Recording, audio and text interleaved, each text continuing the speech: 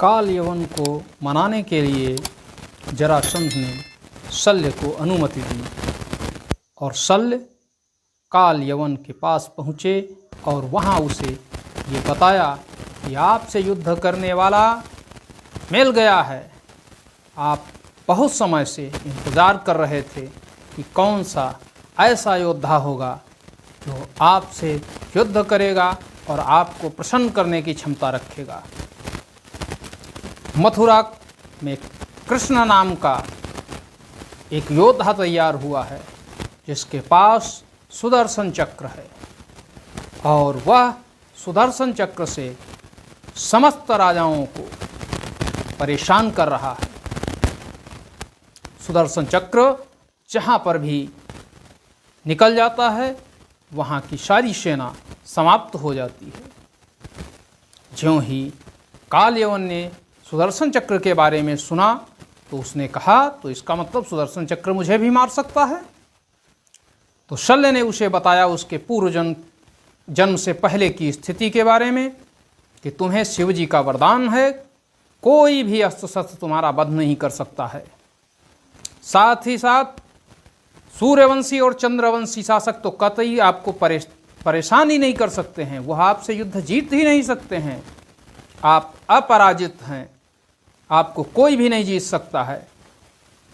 जब ऐसी स्थिति सुनता है काल यवन तो उसकी समस्त चिंताएं समाप्त हो जाती हैं और वह तुरंत ही जरासंध के साथ मथुरा से युद्ध करने के लिए उसके मैत्री पत्र को स्वीकार कर लेता है और निकल लेता है मथुरा के लिए।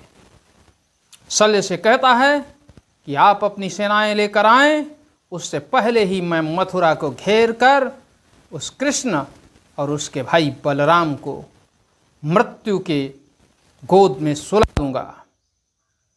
और अगर आपको लगता है कि उसे दर्दनाक मौत देनी है तो वह भी देने के लिए मैं उसे रोके रखूंगा। जब ऐसी स्थिति देखते हैं शल्य तो तुरंत ही वहां से विदा लेकर के जरासंध के पास आते हैं और जरासंध से कहते हैं कि जो हमने योजना बनाई थी वो सफल रही है, अब शीघ्र ही प्रस्थान करें क्योंकि काल यवन अपने पैदल सेना लेकर के नहीं आ रहा है, वह घोड़े और ऊंट लेकर आ रहा है जिससे जल्दी से जल्दी वो मथुरा पहुंच सके और मथुरा पहुंचकर वो कंस का वध करने वाले कृष्ण का भी वध कर सके। जब ऐसी बात सुनता है जरासंध अत्यंत प्रसन्न होता है और अपनी सेना को मथुरा पर कूच करने का आदेश दे देता है। मित्रों, इधर काल यवन जब मथुरा की तरफ आ रहा होता है तो उसकी सूचना गुप्तचर सेनापति अक्रूर को देते हैं और अक्रूर दौड़े दौड़े आते हैं प्रभु श्री कृष्ण से काल यवन के आने की सूचना बताने के लिए। जब काल यवन के आने की सूचना मिलती है प्रभु श्री कृष्ण को, दाऊ भी साथ में बैठे हुए हैं, तो प्रभु चिंतित हो जाते हैं। प्रभु का चिंतित होना देखकर अक्रूर भी चिंतित हो जाते हैं और पूछते हैं प्रभु क्या कारण है, आप चिंतित दिखाई दे रहे हैं। तब प्रभु कहते हैं कि काल यवन मर नहीं सकता है, उसे किसी भी अस्त्र शस्त्र से नहीं मारा जा सकता है, उसे हमारे देवाधिदेव शिव जी का वरदान है और भोलेनाथ जिसको वरदान देते हैं हम भोलेनाथ का अपमान तो नहीं कर सकते हैं। जब ऐसी स्थिति सुनते हैं बलराम जी तो कहते हैं आखिर भोलेनाथ ऐसे वरदान दे क्यों देते हैं। तो प्रभु श्री कृष्ण कहते हैं कि दाऊ वो देवाधिदेव हैं, वह कोई भी वर दे सकते हैं, बस उन्हें प्रसन्न करने की क्षमता आपके अंदर होनी चाहिए। जब इस तरह की बात सुनते हैं प्रभु श्री कृष्ण के मुख से दाऊ जी तो वह अपने क्रोध को शांत करते हैं और कहते हैं तो अब आगे की क्या योजना बनाई है। प्रभु श्री कृष्ण कहते हैं दाऊ भैया आगे की योजना ये है कि काल यवन से युद्ध करने अकेला मैं जाऊंगा। ज्यों ही अकेला जाने के लिए कहते हैं, प्रभु श्री कृष्ण दाऊ की भुजाएं फड़क उठती हैं और क्रोध से लाल हो जाते हैं। वो कहते हैं, ऐसा कैसे संभव? तुम मुझसे उम्र में छोटे हो, उसके बाद भी तुम लड़ने क्यों जाओगे? मैं जाऊंगा, और फिर भी अकेले। अक्रूर जी भी कहते हैं, प्रभु ऐसा नहीं हो सकता है, मथुरा की समस्त सेना आपके साथ चलेगी। प्रभु कहते हैं, देखिए ये समय जोश का नहीं है, ये समय होश का, और इस समय में हमें सोचने की आवश्यकता है कि हम किस तरह से शत्रु पर विजय पाएंगे। शत्रु कोई सामान्य नहीं है, उसे शिव जी का वरदान प्राप्त है, उसका वध भी नहीं हो सकता है। तो दाऊ कहते हैं, फिर तुम अकेले कैसे जा सकते हो? मैं कैसे जाने दे सकता हूं तुम्हें अकेले? तो प्रभु दाऊ को समझाते हैं कि माना कि किसी अस्त्र शस्त्र से उसका वध नहीं हो सकता है, लेकिन जो इस पृथ्वी पर आया है उसका अंत तो सुनिश्चित है। विधना के विधान को कोई भी टाल नहीं सकता है, और काल यवन को भी मृत्यु अवश्य मिलेगी। दाऊ पूछते हैं, वह कैसे? तो प्रभु श्री कृष्ण बताते हैं उन्हें कि दाऊ भैया, ये बहुत प्राचीन बात है। देवासुर संग्राम में देवताओं की मदद करने वाले इक्ष्वाकु वंशीय राजा मुचकुंद, जो कि इस समय निद्रा अवस्था में हैं, और वह मथुरा के पास ही हैं। पहाड़ियों के अंदर एक गुफा है, उस गुफा में वह शयन कर रहे हैं, और उन्हें ये वरदान है कि उनको निद्रा से जो भी उनकी निद्रा भंग करेगा और उनके नेत्र सबसे पहले जिसे देखेंगे वह जलकर भस्म हो जाएगा। वही एकमात्र हमारे पास विकल्प हैं इस काल यवन को स्वर्ग या नरक पहुंचाने के लिए। अब ये देखना है कि काल यवन कैसा योद्धा है, कायर है, भीरू है, या वास्तव में सूरवीर है। जैसा होगा उसके लिए वैसा ही प्रबंध करना होगा। इसलिए आप लोगों से ये हमारी आग्रह है कि आप लोग हमारे साथ नहीं आएंगे, मैं अकेला ही बाहर जाऊंगा। इधर काल यवन मथुरा का घेरा डाल देता है आकर के, और एक पत्र लिखता है कि या तो कृष्ण मुझसे युद्ध करें, और अगर युद्ध नहीं करना चाहते हैं तो मथुरा का आत्मसमर्पण मानेंगे, और फिर मैं दरवाजे तोड़कर अंदर आ जाऊंगा, और अंदर आने पर यदि किसी ने मेरा विरोध किया तो समस्त मथुरा नगरी को जलाकर राख कर दूंगा, कोई भी बचने नहीं पाएगा। जब ऐसा पत्र प्रभु श्री कृष्ण को मिलता है तो वह सुनते हैं, लेकिन दाऊ बहुत क्रोधित हो जाते हैं। फिर दाऊ को एक बार मना करते हैं प्रभु श्री कृष्ण, और कहते हैं कि दाऊ भैया, ये समय क्रोध का नहीं है। तो उसको कोई पत्र भेजने के लिए तत्पर नहीं होता है। अक्रूर जी भी कह देते हैं कि उसको कोई पत्र नहीं भेजा जाएगा। दाऊ भी कहते हैं कोई पत्र नहीं भेजा जाएगा, उसे जो करना है करे। लेकिन प्रभु श्री कृष्ण कहते हैं, हाँ, उसे पत्र भेजिए और लिखिए कि कृष्ण आपसे युद्ध करेगा, अवश्य युद्ध करेगा, लेकिन कृष्ण आपसे युद्ध करने के लिए कल प्रातःकाल आपके सामने उपस्थित होगा। क्यों ही यह स्थिति काल यवन के पास पहुंचती है तो काल यवन अत्यंत प्रसन्न होता है और कृष्ण की बहुत ज़्यादा प्रशंसा करता है, और वो कहता है कि हाँ, ये वास्तव में सूरवीर है, इसके अंदर योद्धा के लक्षण हैं, और उसने मुझे जो मैंने चैलेंज दिया था उसको स्वीकार किया है, और कल वह आएगा, कल प्रातःकाल उससे युद्ध होगा, और उसको पत्र भेज दीजिए कि उसकी जो चुनौती है मैं स्वीकार करता हूँ।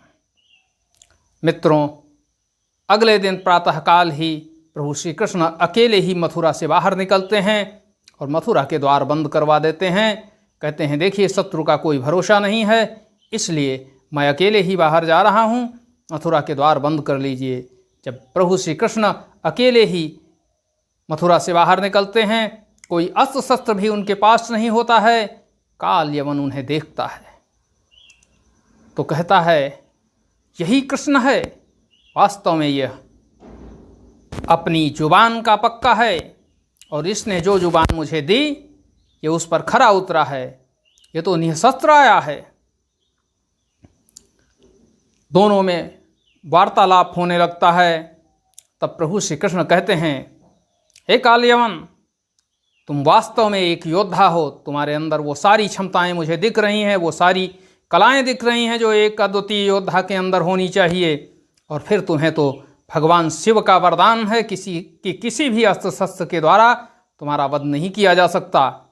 साथ ही साथ तुम्हें अतुलनीय बल प्राप्त है शिव जी के वरदान के कारण, इसलिए मैं निहत्था हूँ और मेरे साथ तुम्हें निहत्था ही युद्ध करना होगा।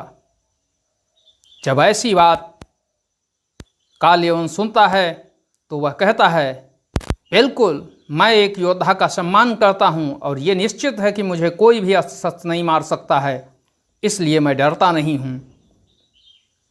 प्रभु कहते हैं जब आप डरते नहीं हैं, कोई भी अस्त्र शस्त्र आपको नहीं मार सकता है, आप इतने बलवान हैं कि आपके जोड़ का आज तक आपको योद्धा नहीं मिला है, तो ऐसा करिए इन सेनाओं के बीच आप युद्ध क्यों करवाना चाहते हैं? ये वो सैनिक हैं जिनका इस युद्ध में कोई दोष नहीं है, युद्ध हमको और आपको ही करना है, तो इनकी हत्याएं क्यों होनी, क्यों इनका बलिदान हो, क्यों इनके बच्चे, इनकी पत्नियां, इनके परिवार आंसू बहाएं? तो हम दोनों मिलकर ही ना उसको निपट लें। जब ऐसी बात कालयवन सुनता है, वह तो वास्तव में वीर था, साथ ही साथ अहंकारी भी था, और जो असुर होता है उसको अहंकार स्वाभाविक होता है, और उसने भी प्रभु के द्वारा रखी गई शर्त को स्वीकार कर लिया। प्रभु ने कहा स्थान हम चुनेंगे, उसने एक बार भी नहीं सोचा और कहा ठीक है स्थान आप चुने। प्रभु ने कहा तो आइए मेरे साथ, हम एकांत में युद्ध करेंगे। जब एकांत में युद्ध करने की बात आता है, वह इतना मदमस्त था, इतना अहंकार उसको व्याप्त हो चुका था कि वो ये भूल गया था कि शत्रु किस तरफ मुझे ले जा रहा है, जरूर कोई न कोई कारण होगा। लेकिन प्रभु की माया थी, कालयवन का संहार होना था, इसलिए प्रभु उसको निर्जन क्षेत्र की तरफ लिए हुए जा रहे थे। चलते चलते चलते चलते वो बार बार प्रभु से कहता था रुकिए, यहाँ तो कोई नहीं है। प्रभु कहते थे थोड़ा आगे बढ़िए, अभी भी यहाँ दिक्कत है। निर्जन वन की तरफ चलते हैं, और जब आप अपराजित हैं तो आपको वहाँ युद्ध करने में क्या दिक्कत है। जब ऐसी बात सुनता है कालयवन तो पुनः चलने लगता है। पुनः चलते चलते वो उन्हीं पहाड़ियों के करीब पहुँच जाता है। जब उन पहाड़ियों के पास पहुँचता है तो प्रभु श्री कृष्ण कहते हैं हाँ, ये स्थान वास्तव में युद्ध करने योग्य है। अब अत्यंत प्रसन्न हो जाता है कालयवन। लेकिन इसी समय प्रभु श्री कृष्ण कहते हैं कि जब शत्रु ज़्यादा बलवान हो तो युद्ध से भागना ही ज़्यादा उचित है।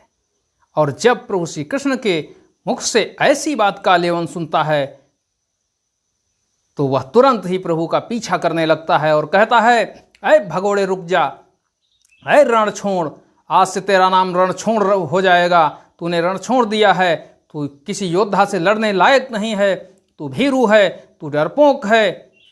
प्रभु कहते हैं तुम्हारे द्वारा दिया गया नाम रण छोड़ मुझे अत्यंत प्रिय है और भविष्य में रणछोड़ के नाम से भी मेरे भक्त मुझे जानेंगे। लेकिन मैं रुकने वाला नहीं हूँ। तुम्हारी क्षमता हो तो मुझे पकड़ कर दिखाओ। आगे आगे प्रभु श्री कृष्ण दौड़ते हैं और पीछे पीछे काल यवन दौड़ता है प्रभु श्री कृष्ण को पकड़ने के लिए। और इसी बीच प्रभु काल यवन को दिखाते हुए उस गुफा के अंदर प्रवेश करते हैं, जिससे कि काल यवन भी प्रभु के पीछे पीछे उस गुफा में घुस जाए। गुफा में आगे बढ़ते चले जाते हैं। अंधेरी गुफा होती है और प्रभु जी आगे बढ़ते हैं, पीछे से काल यवन दौड़ता चला जाता है। लेकिन काल यवन जब तक प्रभु को ढूंढ पाए तब तक प्रभु उस स्थान पर पहुंच जाते हैं जहां मुचकुंद लेटे हुए हैं और निद्रा में हैं। प्रभु उनके पास पहुंचते हैं और उनको बड़े ही गौर से देखते हैं। देखने के बाद उनके ऊपर वही अपना पीताम्बर जो वह ओढ़े हुए थे, उस पीताम्बर को उनके ऊपर डाल देते हैं और स्वयं पास में ही गुफा में छिपकर इस दृश्य को देखते हैं कि कैसे काल यवन क्या करता है। मित्रों, काल यवन का अंतिम समय आ चुका था। वो ये भूल चुका था कि मेरी मृत्यु मुझे इस काल कोठरी की तरफ ले जा रही है। इस गुफा में ही हमारी समाधि बनने वाली है। मित्रों, जब वह उस गुफा के अंदर पहुंचा तो उसने देखा कि ये पीताम्बर ओढ़े लेटा है। तो उसने कहा, कृष्ण, मैं समझता था कि तू योद्धा है। तू कोई योद्धा नहीं है, तू भीरू है, तू कायर है, तू डर कर भागने वाला है। मैं तुझे छोड़ूंगा नहीं और मैं ये सुनिश्चित कर चुका हूं कि तू कितनी भी कोशिश कर ले, लेकिन तू मुझसे बचने वाला नहीं है। मैं तुझे मार कर ही दम लूँगा। और ऐसा कहते हुए वह उस पीताम्बर के पास पहुंच जाता है। मित्रों, पीताम्बर के नीचे से सोने की आवाज़ आ रही होती है और जब सोने की आवाज़ आती है तो कहता है, भीरू कायर कृष्ण, तो मुझे सोने का नाटक दिखा रहा है। अभी अभी मेरे आगे आगे तू आया है और तू सोने का नाटक कर रहा है। तू समझ रहा है कि तेरे नाटक को मैं देख करके तुझे छोड़ दूंगा, लेकिन मैं तुझे छोड़ने वाला नहीं हूँ। मैं तुझे अवश्य मार दूंगा, मैं तेरा वध कर दूंगा। ऐसा कहते हुए वह उस पीताम्बर के नीचे लेटे हुए मुचकुंद के कई लातों का प्रहार करता है।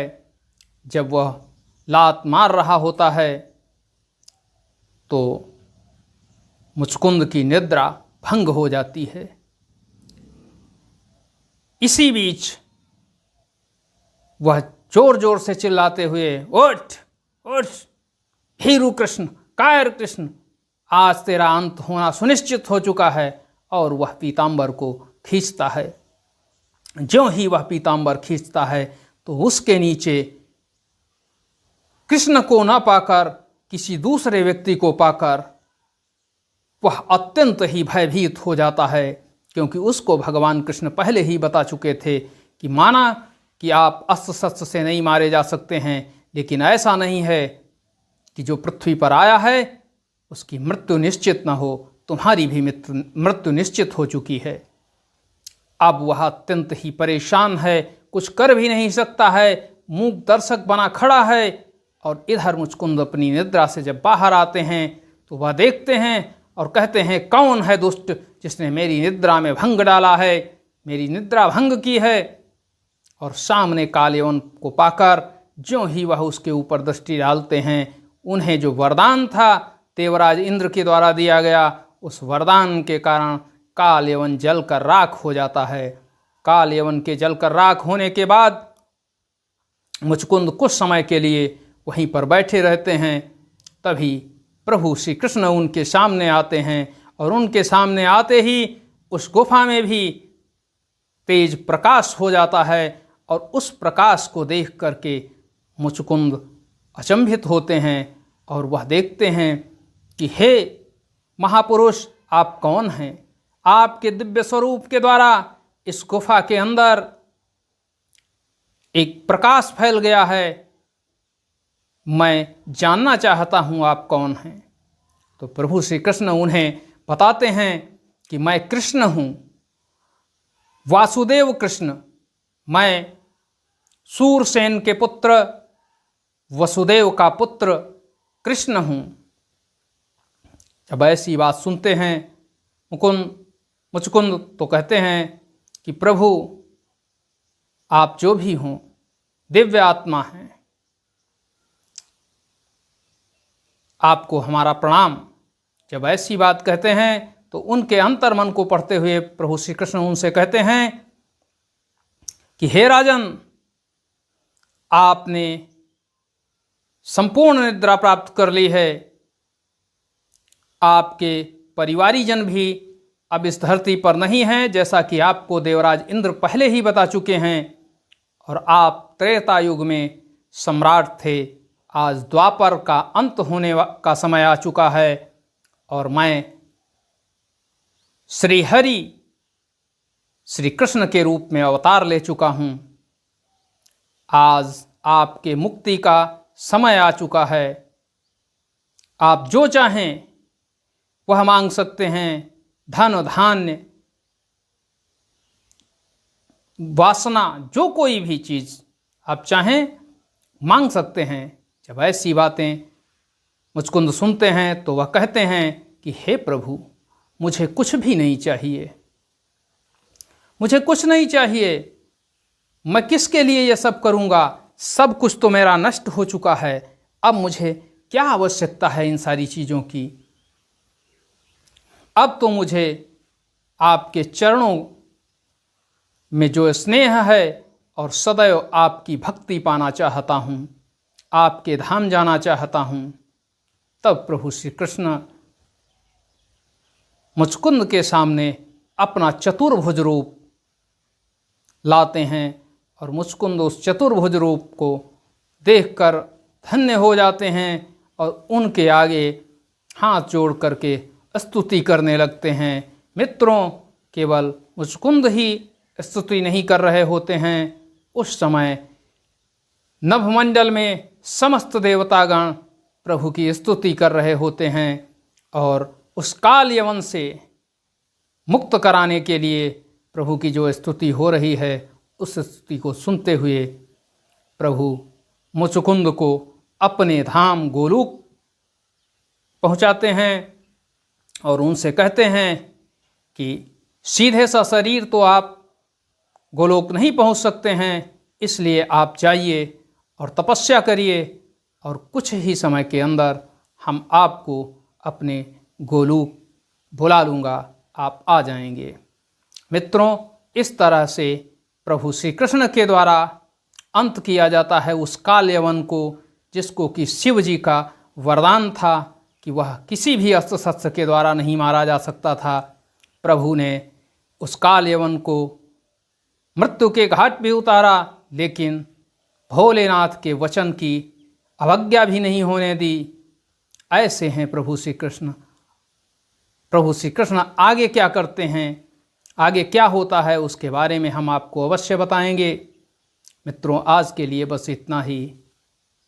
जय हिंद, जय भारत। वीडियो को लाइक करें, चैनल को सब्सक्राइब करें, साथ ही साथ वीडियो को शेयर करें, जिससे कि ज़्यादा से ज़्यादा लोगों तक पहुँचे। नमस्कार मित्रों।